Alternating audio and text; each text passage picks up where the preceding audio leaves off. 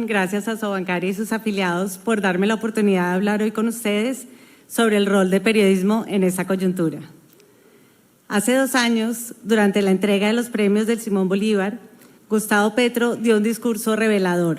Dijo que él veía su rol como presidente equivalente al de un comunicador social y que en la medida en que tanto el presidente como los periodistas nos movíamos en el mismo espacio discursivo, la confrontación sería inevitable.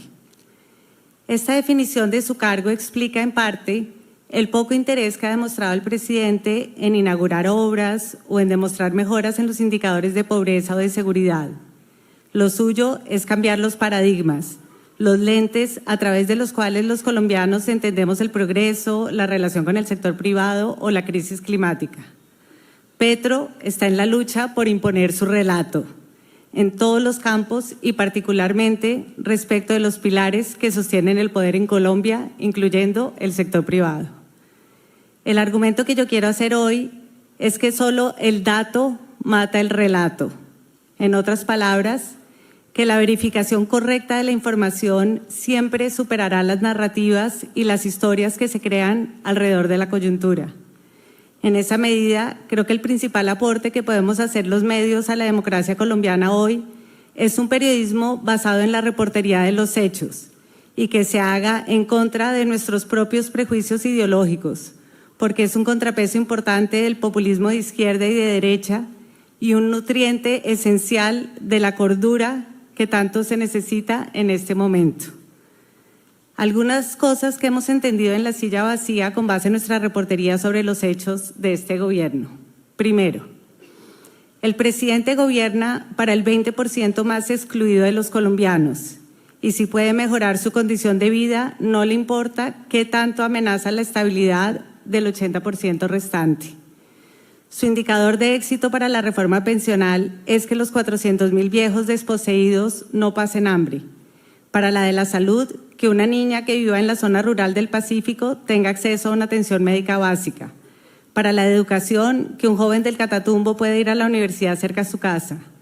¿Qué pase con el mercado de capitales, con el aseguramiento obligatorio de salud construido durante años o con la educación que necesitan los colombianos para no quedarse por fuera de una economía jalonada por la inteligencia artificial? Es una preocupación secundaria para él. Eso explica, creo yo, su renuencia a concertar los cambios. Segundo, el presidente entiende que su mandato no viene de las urnas, sino del estallido social. Así lo dice en el preámbulo de la agenda de negociación con el ELN y lo ha remarcado en varios discursos. Es por eso que él cree que el acuerdo nacional ya está incorporado en sus reformas, que ve como la solución y la alternativa a otro estallido social. El presidente no es un loquito. Muchos piensan que Petro delira cuando habla de la etnia cósmica, el poder constituyente o el decrecimiento. Pero en realidad él bebe de las corrientes intelectuales de izquierda de las que poco sabemos en Colombia. El poder constituyente, por ejemplo, como él lo concibe, ya lo había definido así hace unas décadas su gran influencia intelectual Antonio Negri, como una suerte de catástrofe que interviene abriendo y marcando posibilidades de una nueva constitución, es decir, a un nuevo poder constituido, cierro comillas. Incluso su insistencia a convocar movilizaciones en la calle corresponde a la estrategia del escudo popular que el profesor de Harvard, Aníbal Pérez Liñán, definió como el camino de defensa de los presidentes de izquierda latinoamericanos para defenderse de congresos hostiles y de movidas del establecimiento para sacarlos del poder por la vía judicial. El famoso golpe blando del que hablaron en el último Congreso de Puebla. 4. Petro es incapaz de sentir miedo y presionará a sus funcionarios para que hagan las transformaciones estructurales, tensionando al máximo su relación con las IAS. El presidente es un revolucionario, no aspira a cambios graduales ni a reformas marginales. Él aspira a cambiar la estructura del poder y, como lo dijo en un Consejo de Ministros, cree que el camino para lograrlas es la confrontación, no los acuerdos y la negociación que tanto ansían los gremios y los empresarios. 5. Paradójicamente, la ejecución de sus programas enfrenta serios problemas de implementación a pesar de esta presión que les pone a sus funcionarios el presidente. Por ejemplo, su apuesta por darle los programas sociales a la economía popular ha llevado a que el ICBF no renueve cientos de contratos con ONG que cuidaban a los niños. Pero mientras se implementa la nueva política, estos han quedado desatendidos. La transición energética está enredada. Mientras el presidente viaja por el mundo alertando sobre la crisis climática, la hoja de ruta de la transición no está clara y los proyectos renovables se enfrentan a demoras en los trámites de las licencias y las consultas, y así en las distintas fuentes de energía y en otros sectores. Sexto, Petro puede querer la constituyente para hacer esas transformaciones, pero los caminos institucionales legales están cerrados y no los está buscando. Él tratará de crear los incentivos o los caminos para que la gente del pueblo que lo sigue provoque el hecho político que dé luz al acto jurídico. Pero incluso en ese propósito también enfrenta limitaciones políticas y constitucionales. Un primer intento fue meter en la reforma estatutaria de educación que los estudiantes deben tener participación directa en el gobierno universitario, incluyendo la elección del rector. Es una aspiración de las constituyentes universitarias que ya están moviendo en la nacional y en la distrital y que si se multiplican podrían converger en la constituyente que quiere Petro, reeditando un proceso político como el de la séptima papeleta. Sin embargo, la oposición logró negociar con el gobierno la eliminación de este artículo de la reforma aprobada ayer e incluso en la Universidad Nacional hay mucha reticencia a que por esta vía se vulnere la autonomía universitaria. El otro camino es el mecanismo de participación en la negociación con el ELN, pero la Corte Constitucional ha repetido en varias sentencias que un acuerdo de paz es un mandato político que tiene que el Congreso traducir en leyes para volverlas realidad.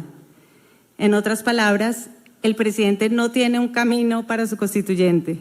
El énfasis del periodismo entonces quizás deba concentrarse menos en el miedo que suscita la propuesta y más en entender la naturaleza, las amenazas y las fortalezas que tienen las instituciones que impiden la posibilidad de una constituyente por un camino no institucional.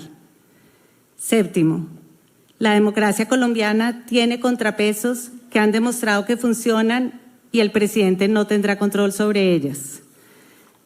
Petro solo podrá nombrar un magistrado más en la Corte Constitucional. Los otros serán nominados por las Cortes y elegidos por el Senado, dos organismos donde no tiene mayorías el pacto histórico. En el Banco de la República, en enero del próximo año podrá cambiar 2 codirectores, lo que en principio le daría una mayoría de 4 contando al ministro de Hacienda. Pero la codirectora Olga Lucía Acosta, nombrada por el exministro Campo, ha demostrado su independencia de criterio. El Congreso de la República, aun si se comprueba que sobornaron a congresistas para que aprobaran las reformas del gobierno, ha ejercido su rol de contrapeso. El desafío que enfrenta el periodismo con un presidente que le apuesta sobre todo al relato, a las narrativas, es no caer en la tentación de abandonar el periodismo de reportería y limitarse a reproducir otros relatos alternativos al del presidente basados en la opinión y en las inclinaciones ideológicas propias. La tentación es grande porque alimentar la polarización está en la base del negocio actual de algunos medios, como lo describe Andrew Mir en su gran libro Postperiodismo y la muerte de los periódicos. Según él, el fracaso del modelo de negocio de los medios alrededor de la pauta y su tránsito hacia las suscripciones ha llevado a que muchos medios pasen de fabricar el consenso con el fin de que la gente sienta que el mundo más o menos funciona y se siente inclinado a comprar lo que venden los anunciantes, a fabricar odio y polarización. Todos sabemos que nada une tanto a un grupo como poder odiar a otro. Si algo podemos aprender los periodistas de lo que sucedió en Venezuela con Chávez, es no desconcentrarnos de nuestra labor fundamental de reportería. Allá, el día en que los periodistas dejaron de contar la realidad y ante los temores crecientes se dieron a la tentación de volcarse hacia la opinión y la militancia política, Venezuela se quedó sin periodismo y perdió uno de los contrapesos fundamentales de la democracia. Muchas gracias.